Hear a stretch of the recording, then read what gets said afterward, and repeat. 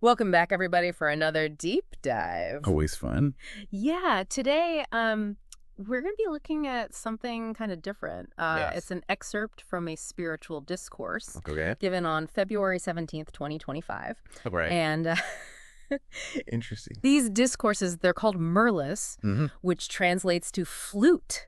Oh, wow. I love that image. Yeah. Like these daily teachings are almost like a melody guiding us towards something I like that. deeper. Yeah. That is a beautiful way to think about it. Yeah. And this particular Murli Right. is especially intriguing. Okay. So imagine a guest, someone incredibly important arriving Right. after being eagerly awaited for ages. Okay. But here's the catch. All right. Nobody seems to recognize them. That's really interesting. Yeah. Makes you wonder, who is this guest? Right. And why are they so overlooked? Well, according to this Murli, Okay. the guest is none other than God himself, Wow. referred to as Baba, or Father. And the speaker claims to be sharing his message directly.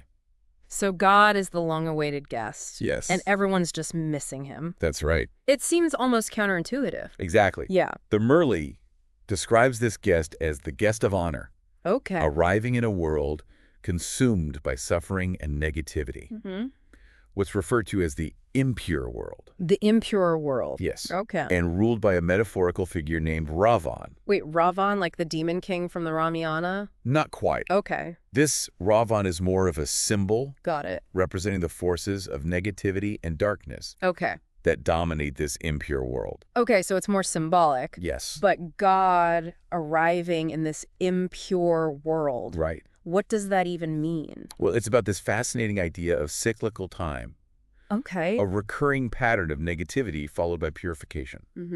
God's arrival marks a turning point, Okay. a chance for the world to be cleansed and uplifted. So it's like a cosmic reset button. Yeah, you could say that. But how does this tie back to the guest nobody recognizes? That's where the paradox deepens. Okay. The Murli points out that people have been longing for God's return for what they call half a cycle, Okay. which is a very long time. Wow. They yearn for him, Right. yet they seem completely oblivious when he's right there. That's quite a disconnect. It is. They're calling out for him, but they're not seeing him. Yeah, It's almost like they're looking for something they already have. precisely. Yeah. The Murli suggests people become so engrossed in the material world, Okay. so consumed by their desires and attachments, that they miss the divine presence that's always been there. It's like they're looking for God in all the wrong places. Right. Focusing on external symbols instead of the divine essence within themselves. You've hit the nail on the head. Yeah. And this leads to some striking contradictions, Okay. as the Murli describes. Right. People praise God while simultaneously insulting him Oh. by attributing divine presence to inanimate objects. Almost ironic. It is. Oh, so close yet so far. Exactly. But if recognizing God is so difficult, Oh, right. what can we do? Right. How can we become more aware of his presence? The Murli emphasizes a powerful concept, Okay. remembrance. Remembrance. Yes. Okay. And it's not just a fleeting thought or a nostalgic feeling. Got it. It's presented as a deliberate practice, Okay. a way to break free from the cycle of suffering. Okay, so remembrance is key, It is. but it can't just be a vague concept. Right. How can we, the listeners, actually apply this in our lives? Yeah, good question. What does this remembrance look like in practice? Well, the Murli offers a powerful suggestion. Okay. It encourages a shift in focus All right. from our perishable body to the eternal soul. Okay. It's about recognizing our true nature, that spark of the divine within each of us, Right. and nurturing our connection to God. So it's about tuning out the noise of the material world and tuning into our souls. Exactly. But how do we do that amidst all the distractions of everyday life? That's where the Murli's concept of the drama comes in. Okay. It suggests that life is a preordained play with both suffering and happiness woven into a larger cosmic cycle. Wow. We're all actors in this play. So if we are all just actors in this drama, Yeah, does that mean we have no control over our lives? that's a thought-provoking question. Yeah. The Murli doesn't explicitly answer that, Okay. but it does suggest that by remembering our true identity and our connection to the divine director, Okay. we can transcend the limitations of our roles Okay. and experience genuine freedom. So even though we are playing our parts, Yes. remembrance can give us a different perspective, a That's sense of freedom within the drama. That's it. Okay. And to understand this drama better, Yeah. the Murli describes 3 realms. Okay. The physical world, referred to as the 3rd floor. All right. The subtle world, the 2nd floor. Okay. And the soul world, the 1st floor. All right. It suggests that only the physical world is subject to destruction, Okay. with water playing a key role in that process. This idea of 3 realms is really interesting. It is. It makes me think about different levels of reality, each with its own rules and qualities. Precisely. Yeah. And it raises intriguing questions. Okay. If the physical world is the 3rd floor, Right. subject to destruction, what does that say about the other 2 realms? Right. Are they beyond destruction? Yeah. And what role does water really play in all of this? It definitely makes you think we're getting glimpses of a much grander reality. Yes. A cosmic landscape that extends far beyond our everyday perceptions. Absolutely. Yeah. And the Murli suggests that by remembering God, by tuning into our true nature as souls, Okay. we can begin to grasp the scale and wonder of this cosmic drama.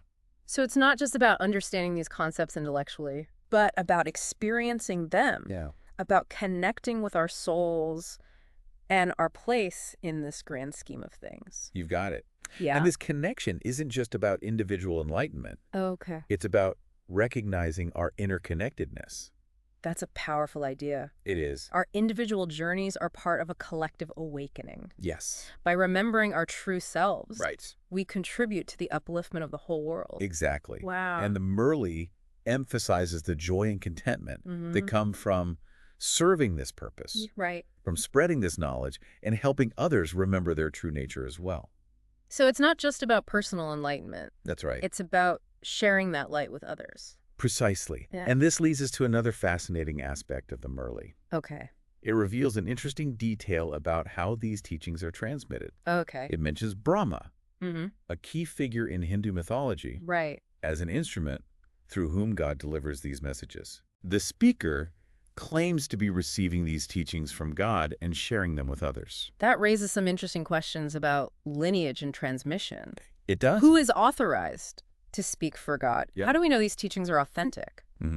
It adds another layer to this already intricate picture. It does indeed. Yeah. But I think the Murli's intention isn't to give us definitive answers, Okay. but rather to spark our curiosity Right. and invite us to explore these profound questions for ourselves. So it's not about blindly accepting these teachings, Exactly. but about engaging with them, Yes. questioning them, and Right. ultimately coming to our own understanding. Exactly. Yeah. And that, I believe, is the beauty of this Murli. Yeah. It's a call to awaken, to remember, Yeah. and to embark on a journey of self-discovery Okay. that can lead us not only to individual liberation, but also to the collective upliftment of all beings. Wow, that's quite a lot to unpack.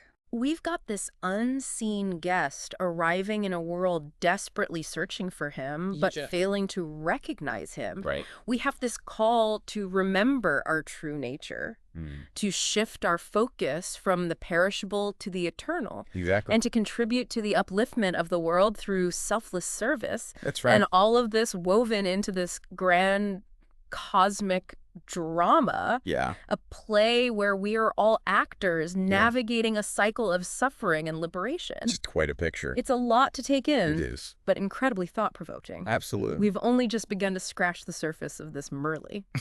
You're absolutely right. Well, I, for one, am eager to dive deeper into this fascinating Murli. Me too. Yeah. Let's continue our exploration of part 2. All right. Sounds good. Okay.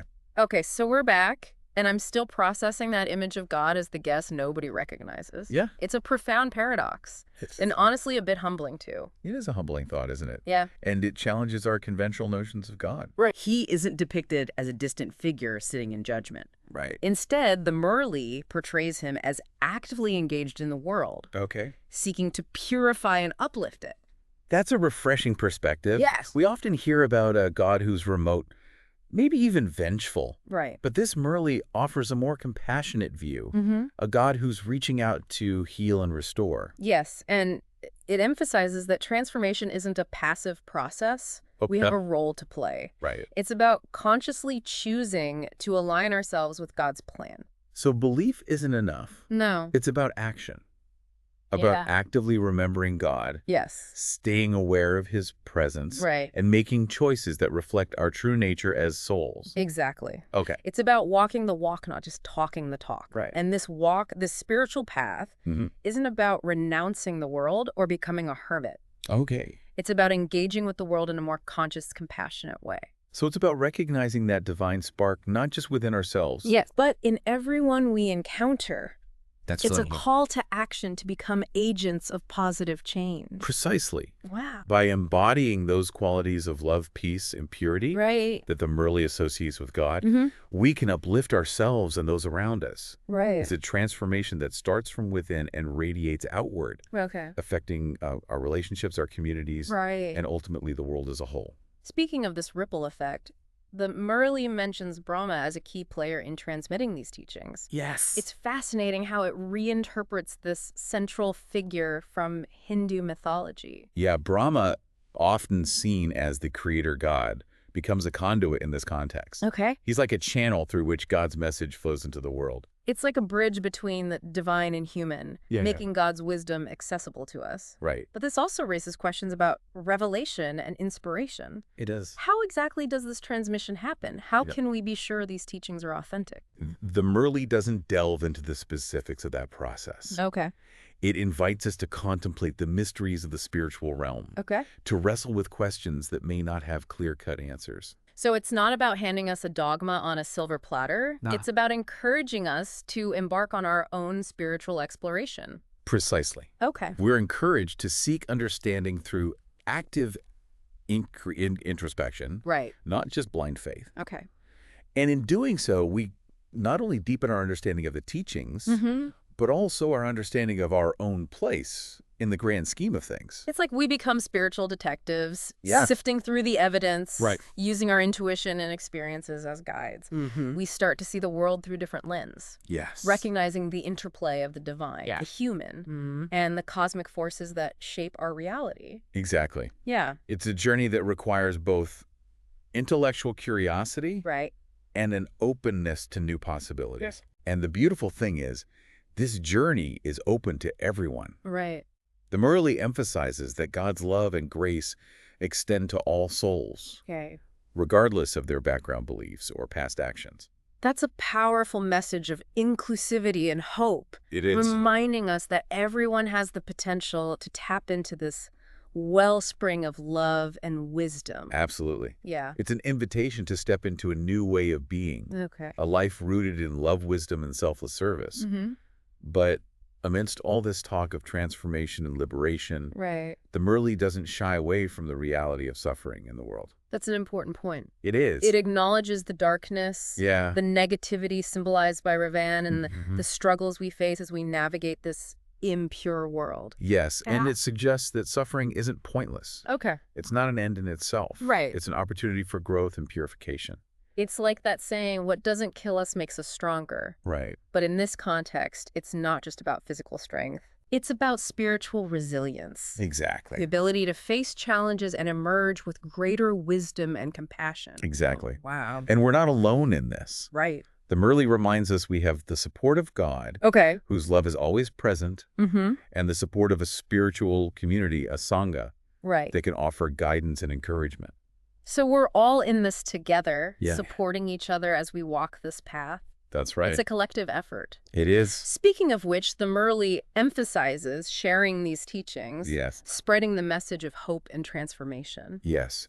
The Murli suggests that it's through a collective awakening, Okay. a shared commitment to spiritual growth, that we can create a more peaceful and harmonious world. Okay. It's not just about personal enlightenment. Right. It's about contributing to the upliftment of everyone. It's like we're all pieces of a giant puzzle. Yeah. And when we come together, we create a beautiful, complete picture. Right. But it's not just about physical proximity, is it? No. It's about recognizing our interconnectedness as souls. Exactly. It's about awakening to the reality that we are already a community, Okay. a family of souls united by our shared origin and destiny. That's a powerful realization. It is. One that can transform not only our individual lives, Right. but also our relationships and communities. Mm-hmm. It's a message of hope and empowerment. It is. Yeah. It reminds us that we have the power to create a better future, not through force or political maneuvering, Right. but through inner transformation Okay. and a shared commitment to love, wisdom, and selfless service. And that transformation begins with recognizing the unseen guest within ourselves. Yes. The divine spark that resides at our core. Exactly. It's about remembering who we truly are, where we come from, Right. and where we are ultimately headed. It's a journey of self-discovery, Yeah. a process of uncovering the hidden treasure that lies within each and every one of us. And this Murli, with its intriguing paradoxes and powerful metaphors, offers a guide, a roadmap for this journey. It does indeed. Yeah. It's an invitation to awaken to our true nature, Okay. to embrace the transformative power of remembrance, and to step into a life of purpose, meaning, and service. It's a message that resonates deeply. It does. And I'm excited to continue exploring these ideas in the final part of our deep dive. Me too. Yeah. Let's see what other insights we can glean from this remarkable Murli. As we delve deeper into this Murli, I'm struck by how it manages to weave together these ancient spiritual concepts Yeah, with a modern sensibility. it does. It feels so relevant to the challenges we face today. Right. A world grappling with uncertainty, suffering, and division. It is remarkable, isn't it? Yeah. The Murli doesn't offer simplistic solutions or political ideologies. Right. Instead, it points towards a profound shift in consciousness, Okay. a recognition of our interconnectedness, our shared humanity, Right. and the divine spark that resides within each of us. It's like we're being called to step out of our limited ego-driven perspectives. Yes. And embrace a much larger view of reality. Exactly. One that encompasses not just our individual needs and desires, Right. but the well-being of all beings. Yes.